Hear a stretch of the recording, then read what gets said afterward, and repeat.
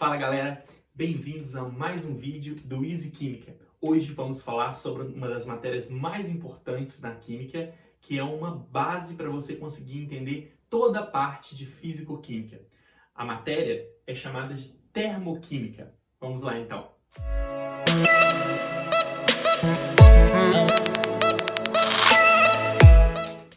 Turma, a termoquímica é a parte da química que estuda os fenômenos de troca de calor, de troca de energia em uma reação química qualquer. Então, para que possamos entender as trocas de calores, as trocas de energia nas reações químicas, primeiro nós precisamos de saber alguns conceitos fundamentais. Primeiro, o conceito de calor. Gente, calor é um tipo de energia que está em movimento, que está em trânsito. Então, uma energia em trânsito, uma energia em movimento, que sempre acontece de um corpo de maior temperatura para um corpo de menor temperatura. Vamos falar disso já já. Então, olha só, a unidade de calor, a principal unidade utilizada é a caloria, que a gente chama de cal. A caloria, turma, é uma unidade que mostra para a gente a quantidade de calor necessária para elevar em 1 grau Celsius a temperatura de 1 grama de água. Como assim? Imagina que você tem um recipiente.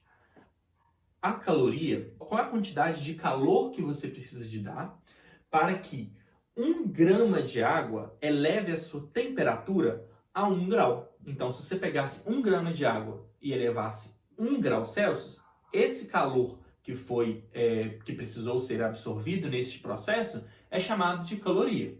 Então, essa é a definição de caloria. E nós também utilizamos a unidade Joule. E o Joule, a transformação entre caloria e Joule é que uma caloria equivale a 4,18 joules, ok?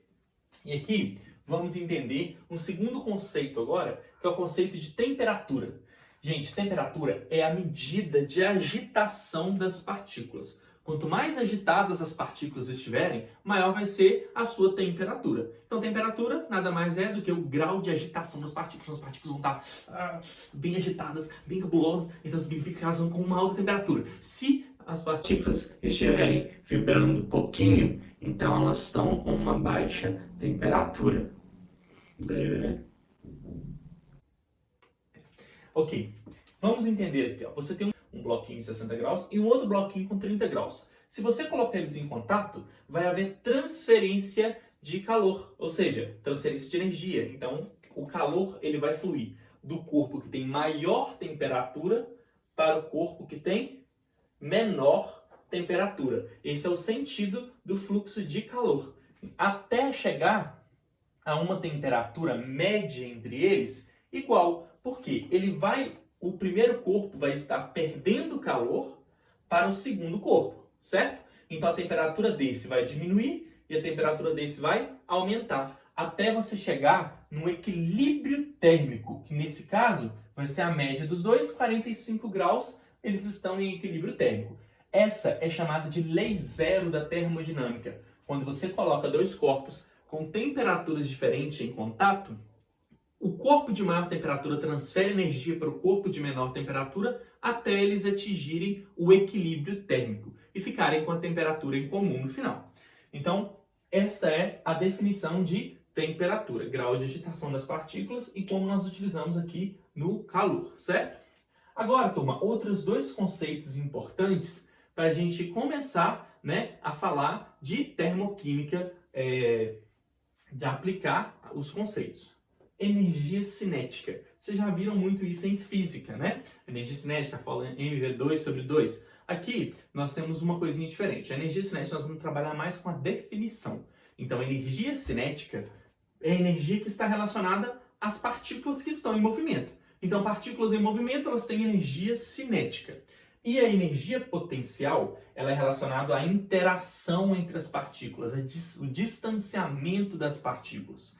Então, toda vez que nós estivermos falando de energia potencial, nós estamos falando da interação, da distância entre as partículas e das interações que elas apresentam. Então, por exemplo, se você tem duas partículas se aproximando, e aí essas partículas possuem as forças atrativas prevalecendo, numa ligação química, por exemplo, você tem dois átomos que eles vão se aproximando. Quando eles vão se aproximando, as forças de atração aumentam. E toda vez que nós tivermos forças de atração aumentando, forças de atrativas, as forças atrativas ganhando, nós vamos saber que a energia potencial do sistema, ela vai diminuindo. Então, nós vamos ter energia potencial negativa quando as forças de atração prevalecem. Agora, se nós tivermos forças repulsivas, aí significa que a energia potencial, ela vai ganhar valores positivos, vão ser valores positivos. Por quê? Você está aproximando, aconteceu uma ligação química e depois você tenta aproximar os átomos um pouco mais. Um exemplo, no caso. Aí o que acontece? Os núcleos começam a se repelir. Então as forças de repulsão prevalecem. Aí a energia potencial aumenta. Então nós vamos ter energias potenciais positivas quando as forças de repulsão prevalecem. Beleza? Vamos continuar agora com um exemplo sobre calor. Bom, vamos dar um exemplo sobre o calorímetro, né? O calorímetro, gente, é um aparelho que é usado para poder medir o calor liberado em uma reação química, né? Numa reação de combustão. Então, atenção, olha como acontece. Você tem aqui um esquema de um calorímetro. Esse calorímetro, ele apresenta ele é isolado, então para poder não ter perdas de calor. Aqui dentro você tem uma bandejinha, né? É um reatorzinho, um mini reator, onde você coloca a amostra que você quer medir, né? Então aqui você coloca a amostra e essa amostra ela fica imersa dentro de uma atmosfera de oxigênio. Então aqui você vai ter atmosfera de oxigênio.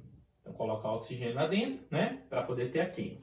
Aí você vai pegar essa amostra e vai queimar ela. Aqui dentro você vai soltar uma faísca aqui, né? Vai ter uma corrente elétrica que vai fazer isso aqui entrar em combustão.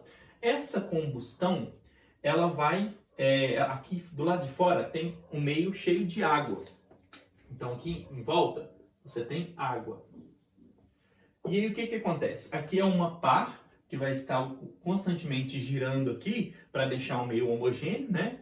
E aqui um termômetro para você medir a temperatura. E aí, quando essa combustão acontecer, ela vai esquentar esse recipiente que vai transferir o calor para a água. A água vai aumentar a sua temperatura, porque ela vai absorver o calor da queima aqui de dentro.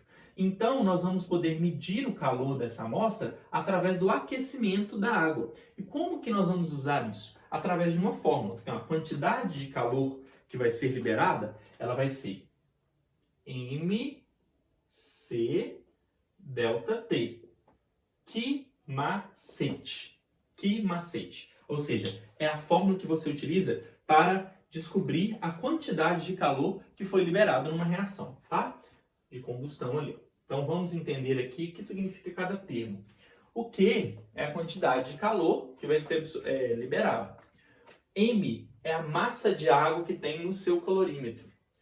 C é o calor específico da água. Se a gente está usando a água, nós temos que usar o calor específico dela. Se você está usando um outro líquido, você usa o calor específico desse líquido. A água tem um calor específico de 1 caloria por grama por grau Celsius. Ou seja, o calor específico da água. Você precisa de 1 caloria para elevar 1 grama de água a 1 grau Celsius. Então, 1 grama de água aquece 1 grau, certo? Com 1 caloria. É a quantidade de energia que você precisa dar para ela. E ΔT vai ser a variação da temperatura, ou seja, a temperatura da água final menos a temperatura da água inicial, beleza? Vamos ver um exemplo. Calcule o calor liberado na queima de 1 grama de açúcar em um calorímetro contendo 1 kg de água a uma temperatura inicial de 20 graus. A temperatura após o processo foi de 24 graus. Despreze as perdas de calor. Então, nós temos aqui, olha só, queremos saber a quantidade de calor que foi liberada nessa reação. Nós sabemos que a fórmula é Q macete, ok? Então, a quantidade de calor vai ser a massa de água do calorímetro, nós sabemos aqui que é 1 kg. Só que atenção, concorda comigo que o calor específico da água em gramas, nós temos aqui o grama, então nós não podemos usar quilo, temos que deixar tudo em grama para facilitar. Então aqui no lugar de 1 quilo, nós vamos colocar 1000 gramas, que equivale à mesma coisa. 1000 gramas vezes. Qual é o calor específico da água que a gente está trabalhando? 1 caloria, certo? Por grama a menos 1 por grau Celsius a menos 1. E a variação de temperatura. Nós tínhamos uma temperatura inicial de 20 graus e foi para 24. Então, a temperatura final menos temperatura inicial, que vai ser 24 graus, temperatura final, menos 20 graus Celsius. Então, ó, a quantidade de calor vai ser... Podemos cortar aqui, ó, grama, com grama menos 1, certo? Podemos cortar grau menos 1 com grau. O que sobrou? Calorias, que vai ser a nossa unidade final, certo? Então nós vamos ter 1000 vezes 1, 1000. 24 menos 4, 4.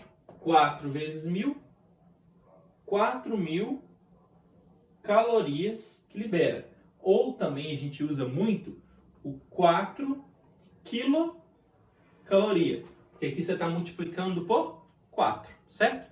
A unidade no sistema internacional é o joule. Então, para a gente transformar isso aqui para joule, basta multiplicarmos por 4,19, né? Porque eu sei que uma caloria é 4,18, na verdade, 0,18 joules.